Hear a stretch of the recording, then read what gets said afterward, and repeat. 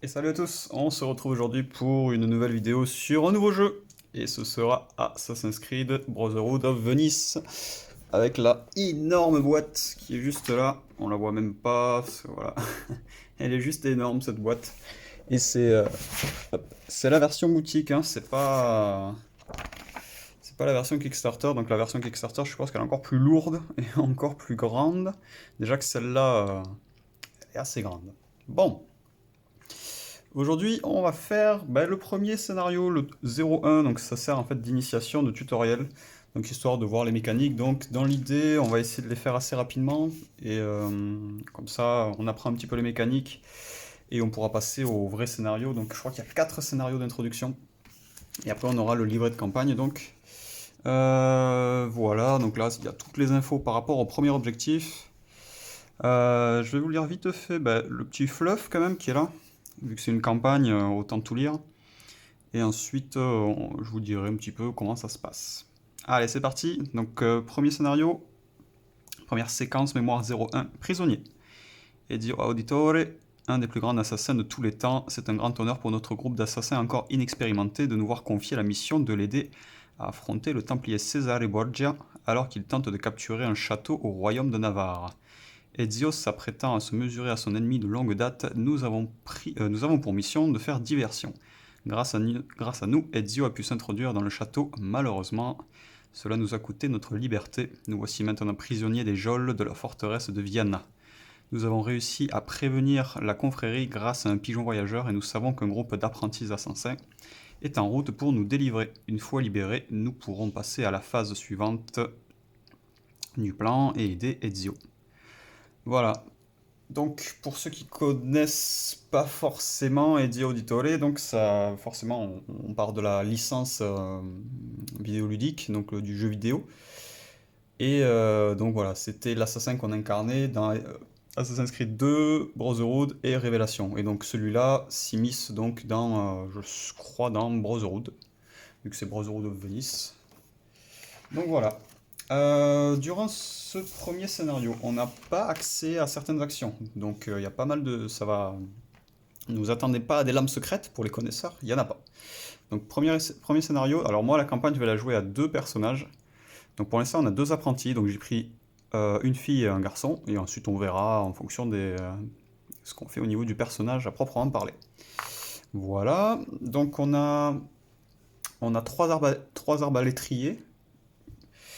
On a quatre objectifs. Donc là, voilà. Donc un qui est derrière, là, hop.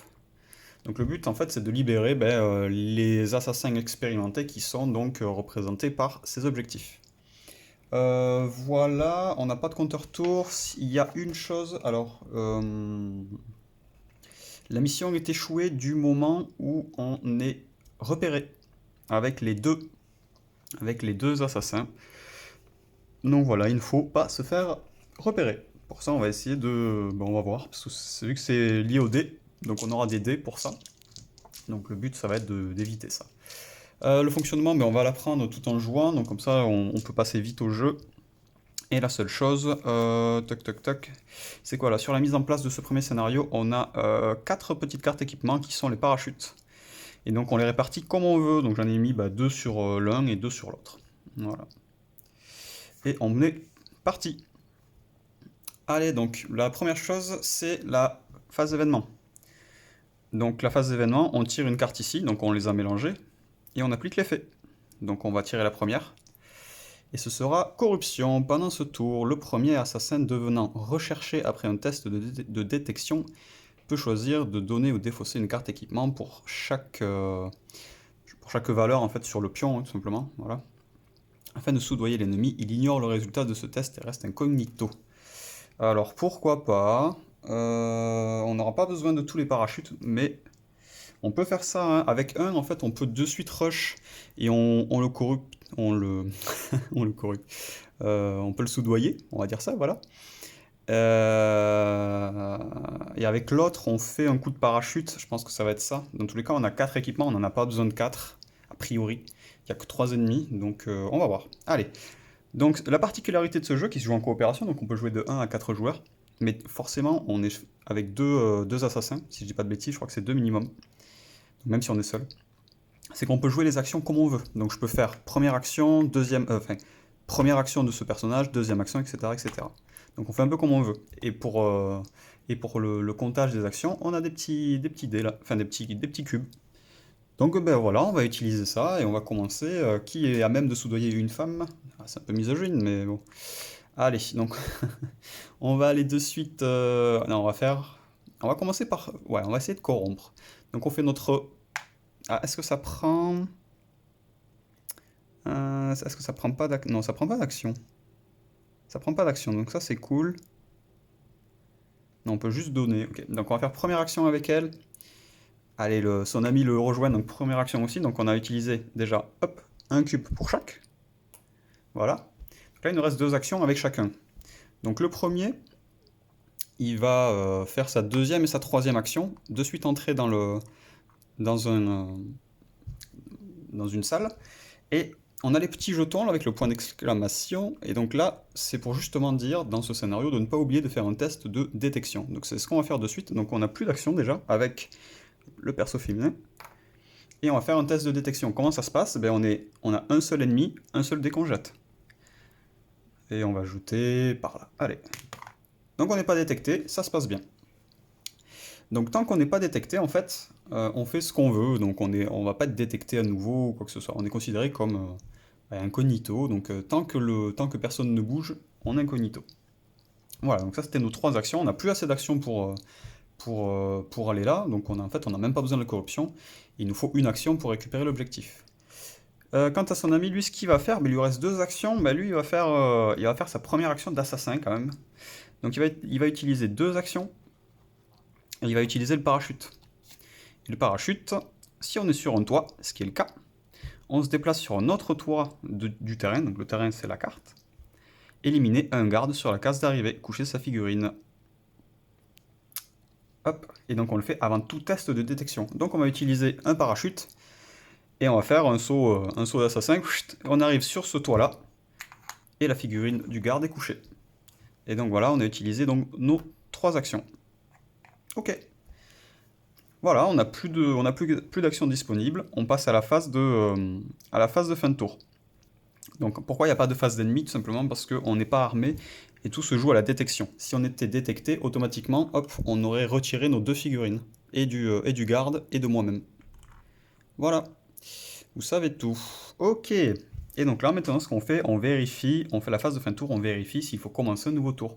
Là, il faut, parce qu'on a toujours nos 4 objectifs, on n'a pas bougé. Ok, donc là, ça veut dire quoi? Nouveau tour de jeu, donc phase événement, on retire un événement, donc on n'a plus la corruption de disponible. Hop. Et ce sera des florins. Hop là. Pendant la phase des assassins, un assassin peut dépenser un cube action pour lancer des florins sur une case proche. Les gardes sur cette case sont occupés à ramasser ces pièces, ils n'effectueront aucun test de détection jusqu'à la fin de phase ennemie. Alors c'est cool, mais je suis peut-être un peu loin avec mes 2 assassins, donc c'est pas... Bon, tant pis. Tant pis. On a récupéré nos 3 cubes action. Je sens que je vais pas forcément les remettre à chaque fois. Enfin, pas pour les premiers scénarios en tout cas. Donc on va faire première action avec lui et il va récupérer l'objectif. Tatam. Donc on a une valeur après 2 plus 2, alors, je sais pas. Pour l'instant, je sais pas s'il faut... si on aura de l'XP, on verra. Donc on a fait nos 2 actions déjà. 1, 2. Et troisième action, donc là il y a un mur. Vous voyez les gros traits noirs, là c'est un mur, donc on peut pas y aller. Donc troisième action, on revient là. Hop, et on a fini avec lui. Et là on va faire pareil. Première action, donc on est incognito, il n'y a pas de souci. Donc vu qu'on est incognito, on fait l'objectif. Deuxième action, on va aller sur l'autre toit. Donc il ne nous suit pas, on est incognito, on est passé par... on s'est faufilé, hein, voilà. On est des assassins, on se faufile. Deuxième action, donc on s'est déplacé sur le 3. Troisième action, on peut rentrer sur l'autre salle. Et on a fini nos 3 actions. Hop.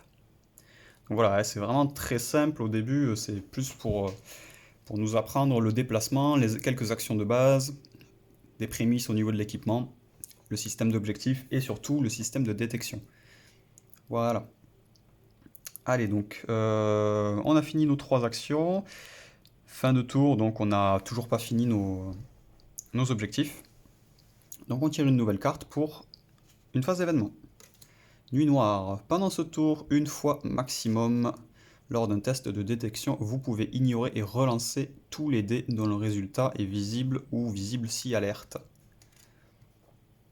Ok.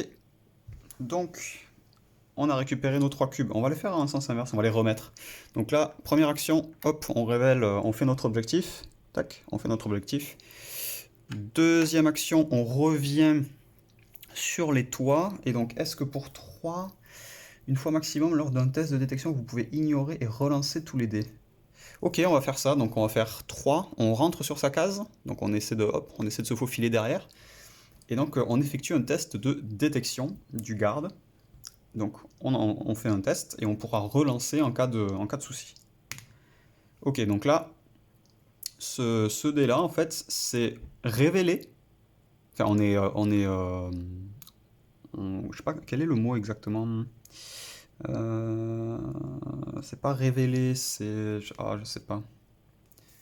C'est peut-être ça, en fait. Recherché? Je crois que c'est recherché. Oui, je crois que c'est... Voilà. Donc là, on serait recherché seulement si l'alerte avait été donnée. Alors après, je sais pas si dans ce scénario, on a un système... Non, il n'y a pas de système de... encore de... Je vais regarder très vite, mais je crois pas qu'il y ait de... Hop, hop, hop... Si, ok.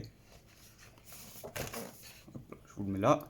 Donc là, voilà, en fait, on est aussi censé avoir ce pion, un pion d'alerte côté vert. Donc en fait, le pion d'alerte côté vert, en fait, c'est voilà, c'est ça. C'est tant que le pion est vert, cette icône-là, on n'a pas de souci. Par contre, dès que le pion est rouge, là, ça devient problématique. Mais vu que dans ce scénario, il ne faut pas se faire découvrir, on est bien. Donc là, on s'est pas fait on s'est pas fait voir, aucun souci. Donc c'était une action, deux actions, trois actions. Ok, et on a encore incognito. Et donc on a fait nos trois actions, hop là. Et notre deuxième apprenti, que va-t-il faire? Il va faire pareil, donc il va faire 1, 2, 3, il tente de se faufiler. Et un test de détection, lui aussi, qui pourra relancer. Allez. Donc lui il est vu par contre. Donc là vu qu'il est vu, il va falloir relancer grâce à Nuit Noire, hein, c'est pas de base. Donc une fois maximum, lors d'un test de détection, vous pouvez ignorer et relancer tous les dés. Donc là je décide de le relancer. Et donc là voilà, on a cette fois par contre le visible si alerte. Il n'y a pas d'alerte, on est incognito. Et on a fini nos trois actions. On n'a toujours pas fini notre phase, enfin notre objectif. Donc on continue, on retire une carte événement, nouvelle phase de jeu. Pendant ce tour, ignorer le premier test de détection. Donc ça aurait été encore plus simple. Donc là, on va commencer peut-être avec lui cette fois. Première action, on va... Hop. On révèle. Donc là, on a nos 4 objectifs. Et maintenant, il faut retourner au voyage rapide. Donc deuxième action, troisième action. Et on fait première action, deuxième action, troisième action. Hop là, sachant que utiliser la station, ça prend une action, donc on ne peut pas le faire de suite. Voilà, donc on a utilisé toutes nos actions, c'est un tour assez rapide. Fin de tour, et on révèle donc la dernière carte. Si on devait encore piocher, là normalement on va finir, mais si on devait encore piocher, on a juste à mélanger les cartes événements. Donc ces cartes événements là, on les mélange et on refait une pioche. Donc là, pendant ce tour, tout test de détection sur un toit s'effectue comme si on avait une alerte. Voilà, donc là on parle de l'alerte là. Voilà. Donc là ça veut dire que même si on avait celui-là justement, eh bien on aurait été détecté. Voilà. Allez, donc la première action, eh bien on prend le voyage rapide. Une action, deux actions, voyage rapide. Et là, on vérifie, on a fini notre tour de jeu, on vérifie les conditions de fin de partie, et cette fois on y est. On a bien récupéré on a bien fait nos 4 objectifs. Et on a utilisé la station de voyage rapide pour terminer. Hop, pour terminer. Donc on va vérifier. Alors si j'arrive à la récupérer. Hop là. Donc, l'objectif c'est ici. Ouvrez la porte de chacune des 4 cellules qui retiennent prisonniers les assassins en dépensant une ressource, enfin une action sur chacune de ces cases. Ce qu'on a fait. Et ensuite, il y a un objectif secondaire, donc c'est la synchro à 100%. Donc en fait, on a des objectifs secondaires qui viennent nous apporter donc des bonus. Ils sont pas obligatoires, mais si on les fait, en fait, on gagne, je suppose, soit de l'XP, soit de l'équipement ou des choses comme ça.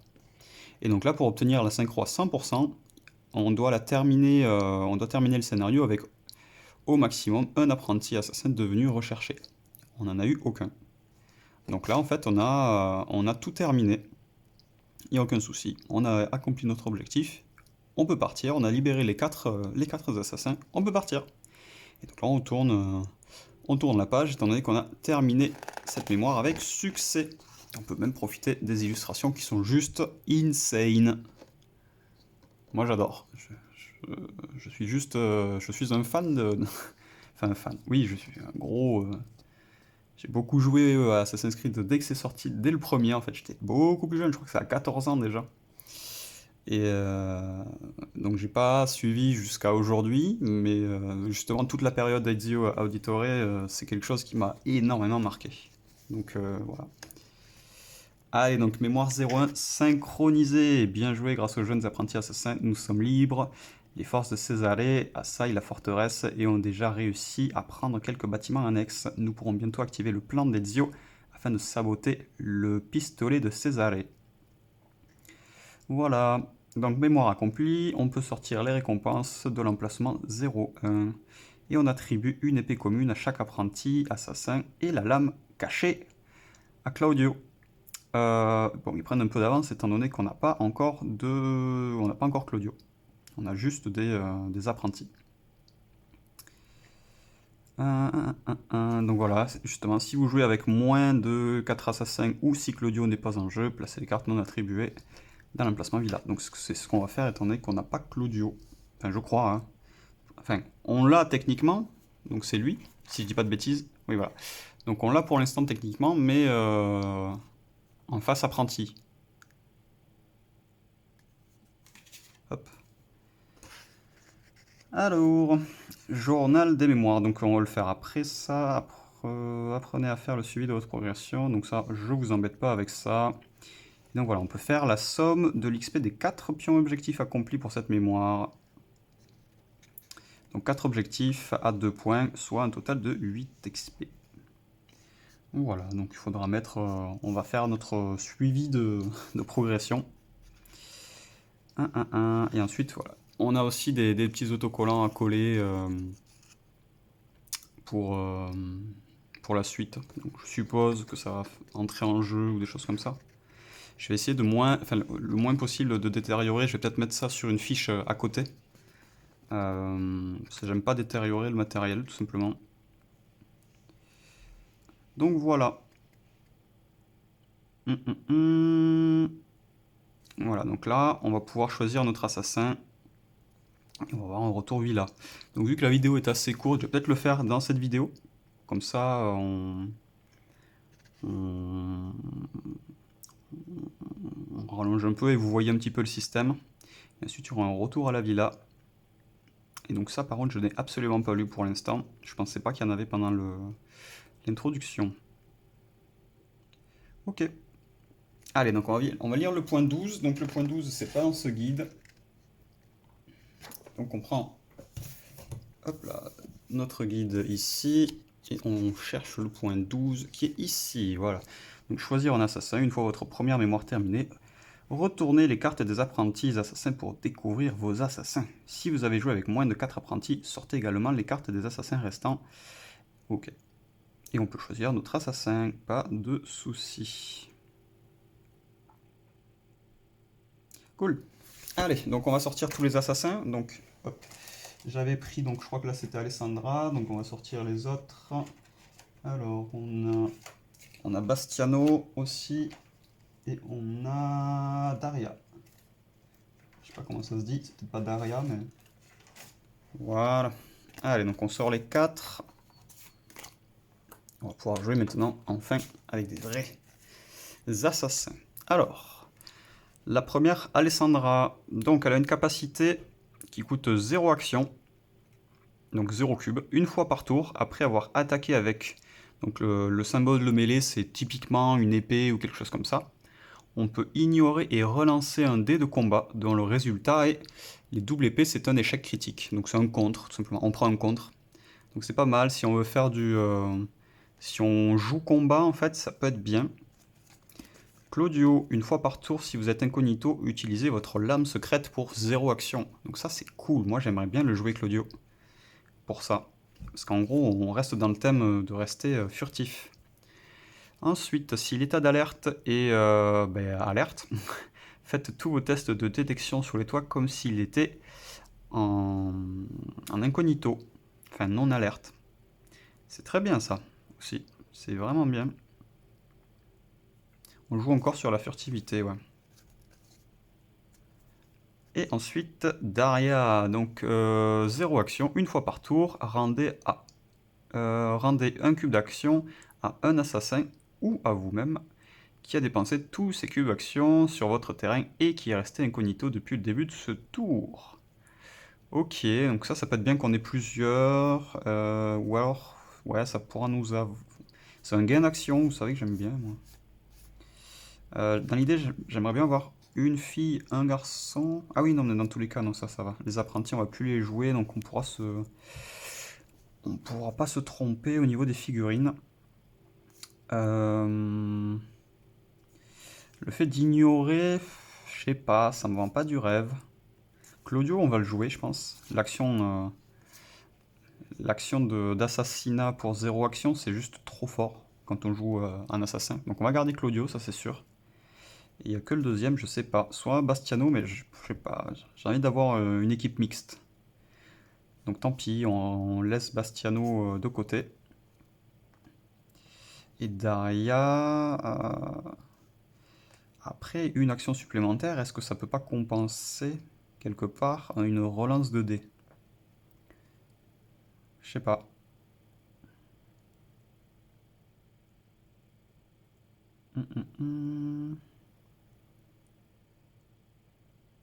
Après, quand on est obligé de taper, bon, on va être obligé des fois de taper, on n'aura pas le choix. On n'aura pas le choix, donc relancer un dé, au lieu de prendre un contre, c'est quand même bien. C'est quand même bien.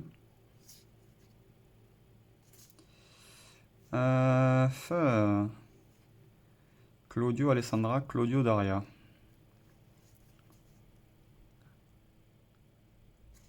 Allez, ben, je pense qu'on va prendre Daria. Après, il faut rester incognito. Donc oui, ça reste dans le thème en fait avec Claudio. Hein. Oui.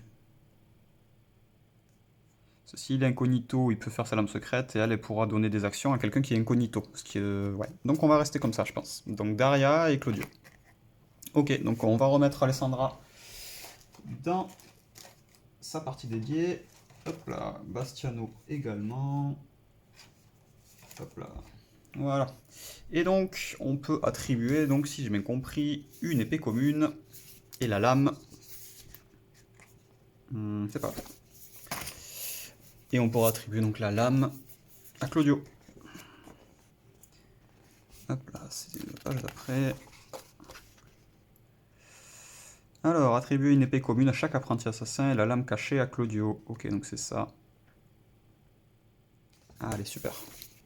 Donc, elles sont où mes petites cartes? Elles sont là. Donc là, hop là, voilà. Vous voyez typiquement l'épée commune et la lame cachée réservée à Claudio. Donc Claudio va avoir sa lame cachée, une épée commune aussi, hein. Et Daria va gagner aussi une épée commune. Donc elles sont pareilles, normalement, voilà, il n'y a pas de souci.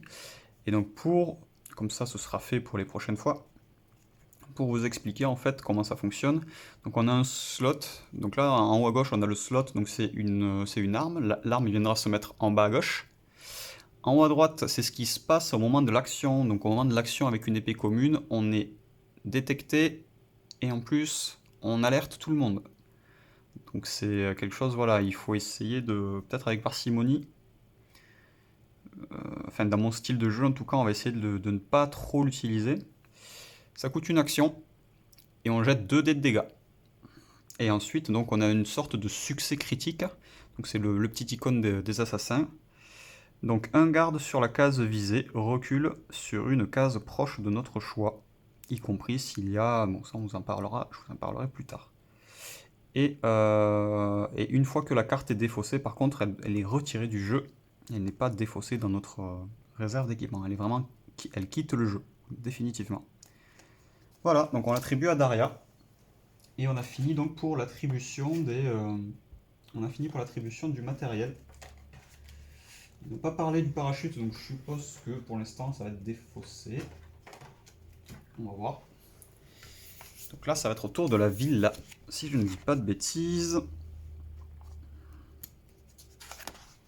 Hop là, retour à la villa. Repliez-vous dans votre villa pour reprendre des forces et préparer la mémoire suivante. Donc lisez le point 36. Donc on va lire tout simplement le point 36 pour regarder un petit peu ce qu'on doit faire. Oula, on est passé loin. 33... 36, voilà. Donc à la fin de chacune des mémoires, de 01 à 03, conservez les cartes. Ah, donc on les conserve, c'est cool ça. Donc je garde mes... D'accord, je garde mes parachutes. Très bien. Ah, ça c'est sympa par contre. Ça c'est sympa. Ok. Donc on récupère nos PV perdus. Donc là on n'avait pas de PV, enfin on en avait techniquement, mais on ne pouvait pas en perdre. Voilà. Et avant de commencer la mémoire suivante, nous pouvons échanger librement de l'équipement. Donc ça c'est une action aussi qu'on peut faire, c'est échanger. On n'en a pas eu besoin, hein, mais voilà. Ben voilà, très bien, très bien, très bien. Donc il n'y a pas encore le repère, là c'est juste la villa. Bon voilà, c'est juste histoire de recharger un petit peu, mais on n'est pas encore sur le repère. Et d'ailleurs c'était où? Si on veut mettre en pause 42, donc là ça en fait c'est tout simplement le moyen de sauvegarde. Donc on peut mettre en pause la campagne, heureusement. Dans tous les cas, on place dans un sachet plastique toutes les cartes, les 4 cubes.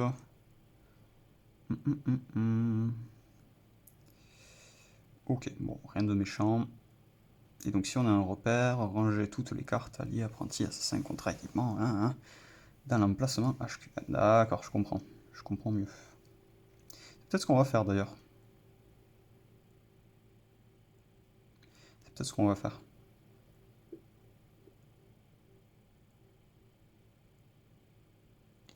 En fait, tout simplement, on a des intercalaires. Ah mais là on va être dans la villa, ok donc c'est bon. Vu qu'on a des intercalaires, en fait on peut tout ranger proprement. Donc là en fait je sais que Daria, donc ça va être... donc en haut c'était la fille, donc là ce sera Daria. Donc Daria elle aura encore ses 3 actions pour l'instant. Elle aura 2 parachutes et une épée commune. Et Claudio lui il aura un parachute. Par contre la défausse on en a pas parlé, donc je sais pas si elle revient de suite.